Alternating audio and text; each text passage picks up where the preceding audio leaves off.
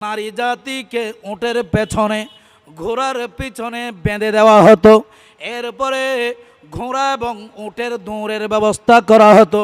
মা বোনরা রাস্তার মধ্যে মরুভূমির বালির মধ্যে মরুভূমির গাছের সাথে ডালা করতে শরীর ক্ষত বিক্ষত হতে হতে ওই মা বোনরা উটের পিছে ঘোড়ার পিছে মৃত্যুবরণ করত।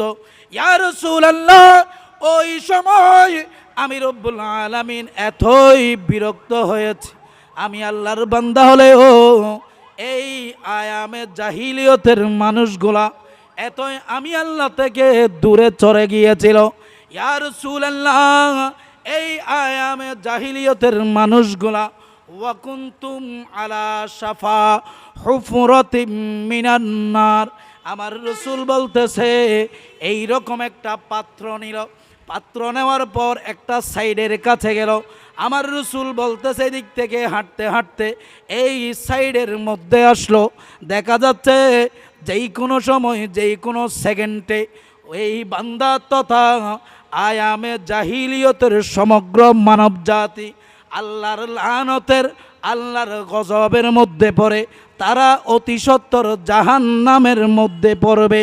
আল্লাহ বলতেছে, বান্দা ওয়াকুনতুম আলা শাফা হুফরাতিম মিনান নার, তোমরা জাহান্নামের দ্বার প্রান্তের মধ্যে ছিলা, তোমরা জাহান্নামের মধ্যে পড়ে যাচ্ছ। ওই সময় আমি আমার রসুলকে কদ জাআকুম মিনাল্লাহি নূরু ওয়া কিতাবুম মুবিন, এ বান্দা আমি রব্বুল আলামিন আল্লাহর পক্ষ থেকে তোমাদের জন্য রহমত হিসেবে আমার রসুলকে তোমাদের জন্য প্রেরণ করলাম।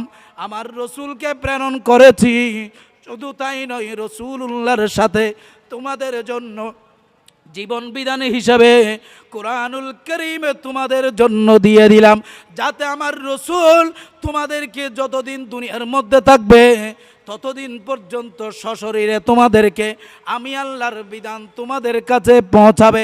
রসুলুল্লাহ যখন দুনিয়ার মধ্যে থাকবে না, বাংলাদেশের জমিন তথা কর্ণফুলীর জমিনের মধ্যে আমার আল্লাহর বিধান কিভাবে পৌঁছাবে, রসুলুল্লাহর বিধান কিভাবে পৌঁছাবে? আমার আল্লাহ বলতেছে, আমি দুইটা নূর আমার পক্ষ থেকে তোমাদের কাছে প্রেরণ করলাম, রসুলুল্লাহ এবং কোরআনুল কারীম। ইয়া রাসূলুল্লাহ, যেই মাত্র দুনিয়ার মধ্যে গেলেন, এই সাথে সাথে আপনি আপনার উম্মতদেরকে ওয়াকুনতুম আলা শাফা হুফরাতিম মিনান নার, আপনার উম্মত দুনিয়া থেকে এতই বিরক্ত হলো, আমি আল্লাহ তাদেরকে জাহান্নামে ফেলে দিচ্ছি। এমন সময় আপনি রসুল তাদেরকে ফানকাদাকুম মিনহা, জাহান্নামে পড়ে যাচ্ছে, ওখান থেকে তুলে তুলে আপনি রসুল জান্নাতের সরদার বানিয়ে দিলেন।